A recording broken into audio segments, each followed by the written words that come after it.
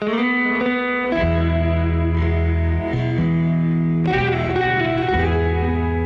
damos la bienvenida a las predicaciones del legado del reverendo Rolando Gutiérrez Cortés. Esperamos que sea de bendición e inspiración para tu vida. Juan 18, del 10 al 11. Simón Pedro, que tenía una espada, la desenvainó e hirió al siervo del sumo sacerdote y le cortó la oreja derecha. Y el siervo se llamaba Malco. Jesús entonces dijo a Pedro: mete tu espada en la vaina.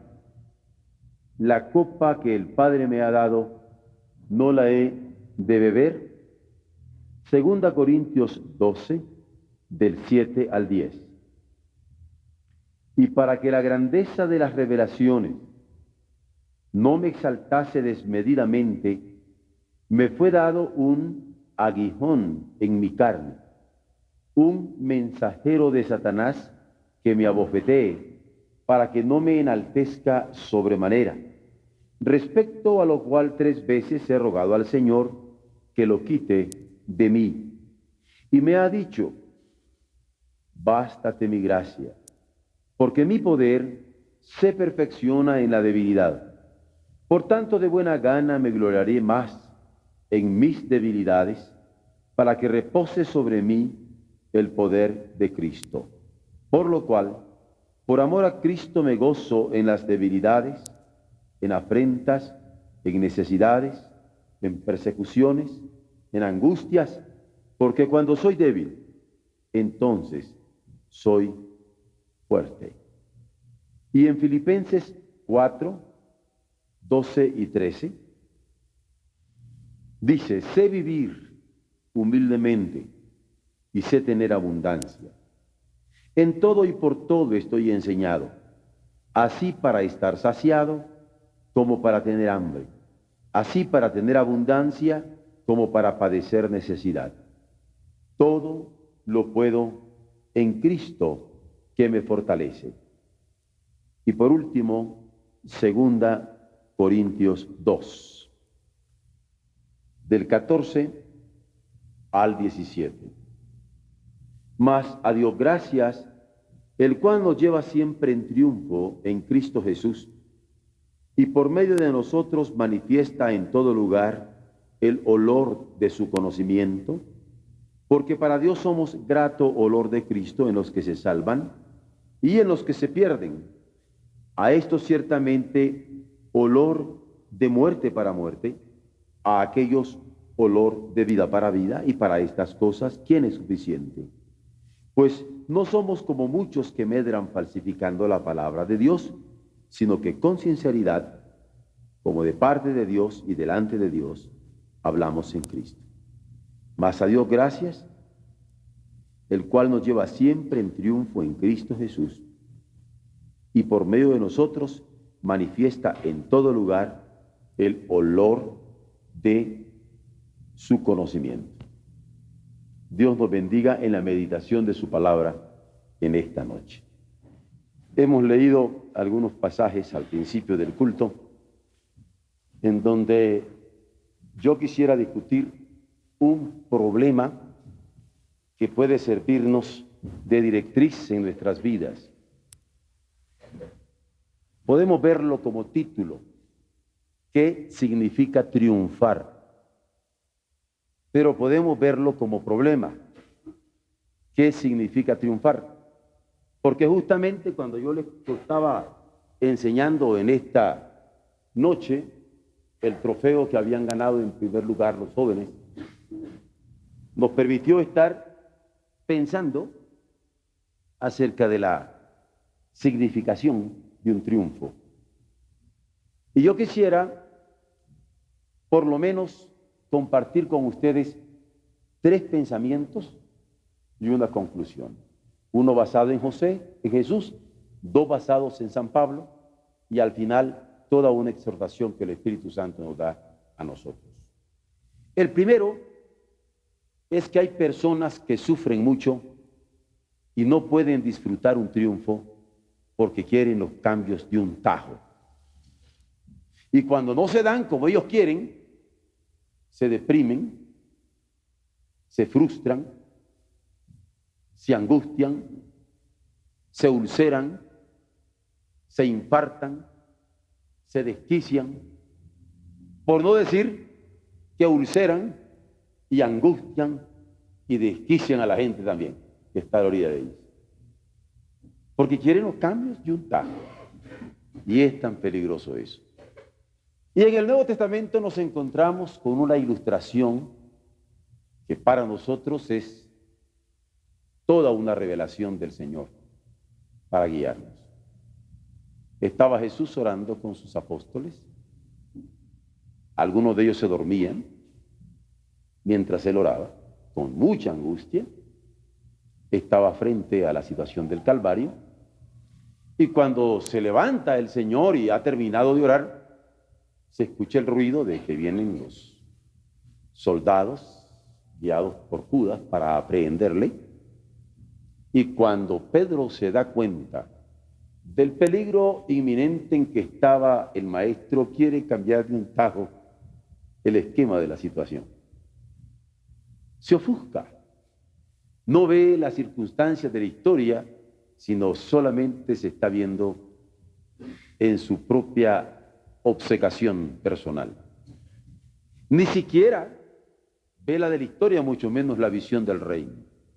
Incapaz de esperar, con violencia inusitada, toma la espada de su vaina y sin esperar más, le tira un golpe mortal al que estaba frente a él, con la intención clara de cortarle la cabeza de un solo tajo.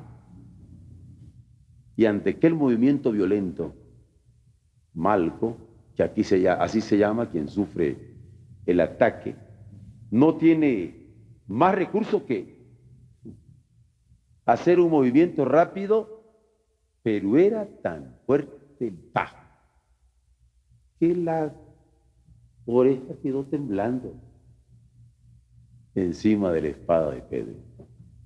Es interesante que Jesús toma la oreja, se la pone de nuevo a Malco y amablemente le dice a Pedro: mete la espada en tu vaina.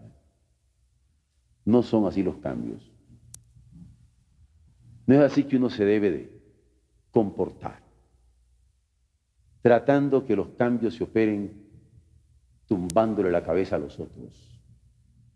Y alguien como Pedro, que estaba siendo estructurado para líder de su iglesia, debía de aprender a esperar. La tolerancia, una de las virtudes que el Espíritu Santo nos permite tener, era de esta manera ejemplificada en una muestra clara de Jesús para ayudar a Pedro. No se tienen los cambios de un tajo en el reino. Son radicales, pero no homicidas. No podemos avanzar en el liderazgo de nuestro trabajo cortándole la cabeza a nadie. Hay una segunda lección, en donde hay personas que quieren triunfar y quieren que todo esté limpio delante de ellos. Para hablar en términos muy mexicanos, no quieren una piedrita en el camino. Todo lo quieren pavimentar. Una mentalidad de juniors. No se puede tener un solo escándalo, un solo tropiezo posible. Todo deben servírnoslo en bandeja de plata. Y es interesante si ustedes buscan la segunda carta a los Corintios, de cómo en persecuciones, en angustias, en cárceles, en azotes, en agonías de muerte, en abandonos en donde está prácticamente dado por muerto el apóstol, va a levantar Para hablar en términos muy mexicanos, no quieren una piedrita en el camino. Todo lo quieren pavimentar. Una mentalidad de juniors. No se puede tener un solo escándalo, un solo tropiezo posible. Todo deben servírnoslo en bandeja de plata. Y es interesante si ustedes buscan la segunda carta a los Corintios, de cómo en persecuciones, en angustias, en cárceles, en azotes, en agonías de muerte, en abandonos en donde está prácticamente dado por muerto el apóstol, va a levantarse más que vencedor. Porque no se trata de tener caminos sin piedritas. Triunfar implica luchar. A niveles lógicos. Triunfar entraña luchar. A niveles existenciales. Triunfar requiere templar un carácter en la contienda. Ustedes no se pueden imaginar gozarse de un triunfo sin tener un competidor digno. Y qué triste cuando hay personas que quieren triunfar y que no haya quien les haga sombra, mucho menos que les ponga estorbo. No tienen el sentido de que aunque uno vaya 2-1, dice, me pongo a 3-2. Y si me logran empatar, yo lucho por el 4-3. Porque no se puede pensar en el triunfo sin las luchas. Y cuando yo pienso en el gran problema que en la iglesia cristiana se tienen tantos hermanos que no han aprendido la disciplina del trabajo, de la constancia, del ritmo, de la lucha, de la revisión y evaluación, de la reestructuración y el replanteamiento, si acaso nos hemos equivocado, pienso, no hemos aprendido la lección de Pablo. Misionero paradigmático, ejemplar, en donde nunca cejó en su avance, excepto si el Espíritu Santo lo enviaba a otro lugar. Pero ¿qué significa triunfar? Como les decía, tener la capacidad de superar los obstáculos del camino. Por último, me he encontrado con que hay personas que tienen quizá una capacidad de tolerancia, un margen de tolerancia, un espectro de tolerancia. Tal vez tienen una enorme capacidad de lucha, pero cuando tienen abundancia, se inflan y se olvidan de todo. Desconocen hasta su mamá. Y es triste cuando esto pasa. Se cuenta de un muchacho que llegó a tener tanto dinero cuando se casó y tuvo su familia, que se olvidó de la humildad de su madre. Y una vez que su madre no tenía gas en su casa para cocinar un pescadito que tenía y que había conseguido en el mercado, dijo, bueno, tal vez mi hijo me podría permitir asar el pescadito, aunque sea sobre un comalito. Pero cuando llegó la mamá a buscar auxilio, se le cerraron las puertas. Hubo una extraordinaria nuera muy guapa que la supo rechazar. Y entonces la señora, se dice, que se fue a un ladito y se comió su pescadito crudo. Japonesa la hermana, ¿verdad? Ustedes podrán creer que esta es una historia que me saqué de la manga. Figúrense ustedes que con esta historia me crió mi madre. Y entre las bromas que teníamos con ella era, todavía no se ha comido el pescado crudo, mamá. Porque es interesante cuando nosotros llegamos a escalar ciertas situaciones en la vida, que dejamos comer el pescado crudo hasta la mamá que nos dio el ser. Y qué peligroso cuando el triunfo nos ciega a los valores más sanos en la vida. Pero en ocasiones nos encontramos que somos incapaces de la escasez.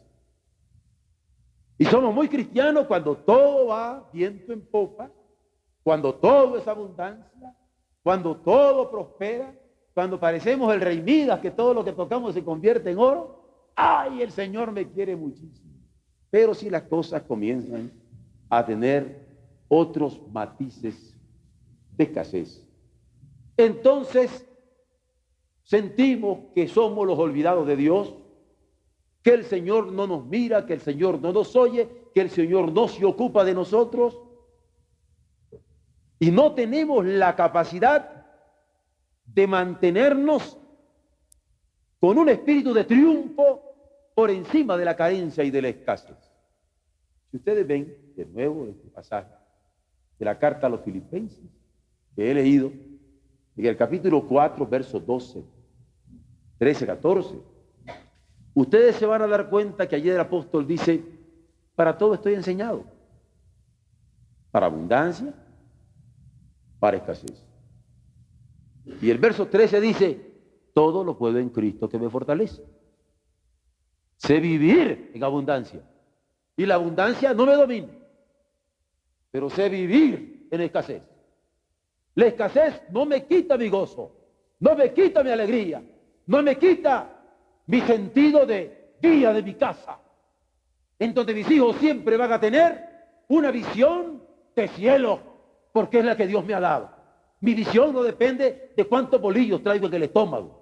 Mi visión depende de lo que Dios me ha permitido creer. Esto merece un sermón. Porque como decíamos,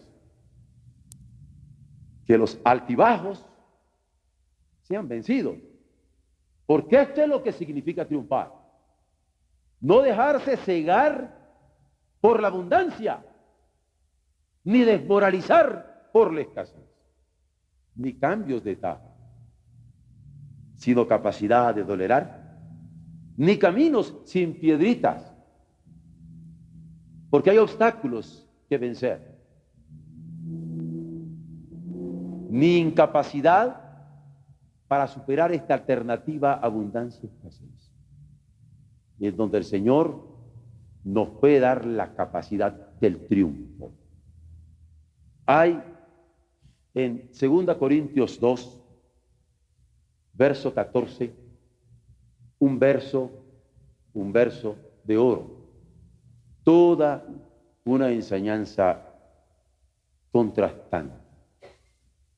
Entonces nosotros aprendemos que no solamente somos puestos para ser luz del mundo, para ser vistos de todos los hombres. No solo somos puestos para ser sal de la tierra, con el gran reto de no ser desabridos, como para perder el auténtico sabor de la sal en virtud de las circunstancias donde nos rodeamos.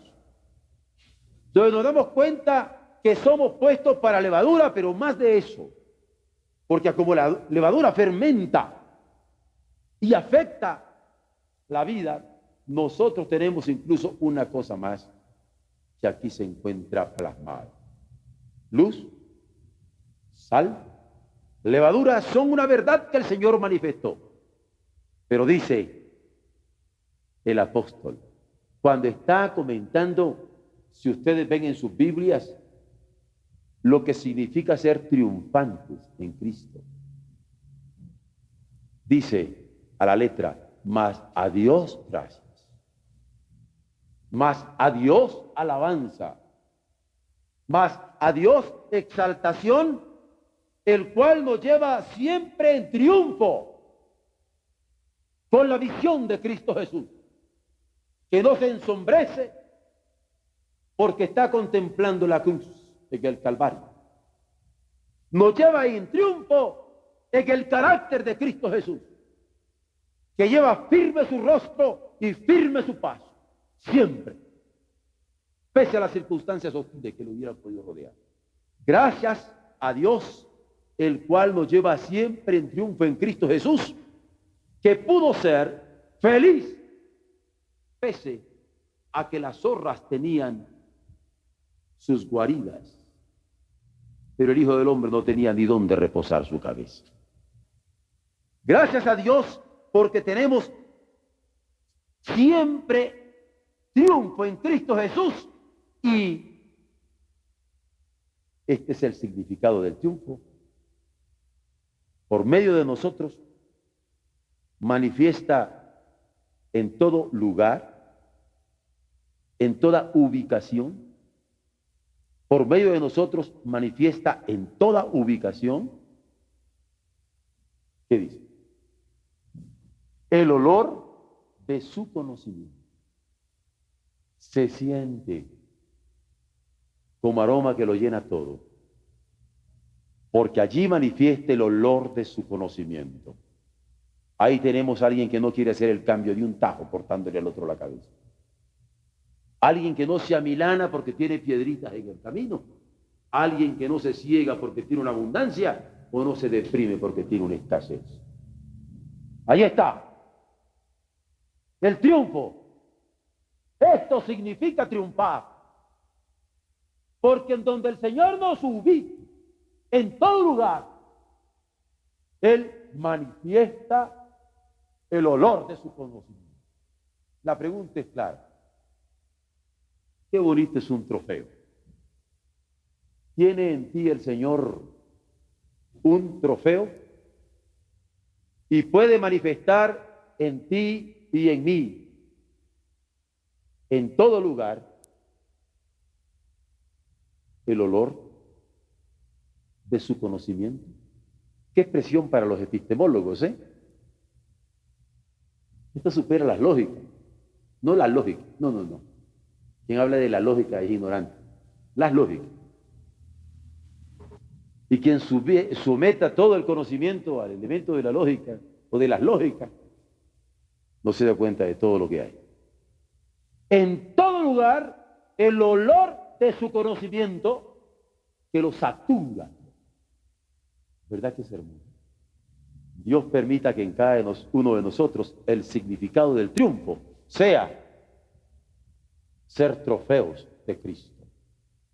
Porque estamos nosotros siempre acostumbrados a presentar a Dios la ofrenda de Cristo, pero no estamos acostumbrados a que Cristo nos presente ante el mundo como el trofeo de su gracia. Este es un redimido en mi sangre. He aquí alguien en quien he triunfado, que conoce el triunfo. Este es el significado de mi triunfo.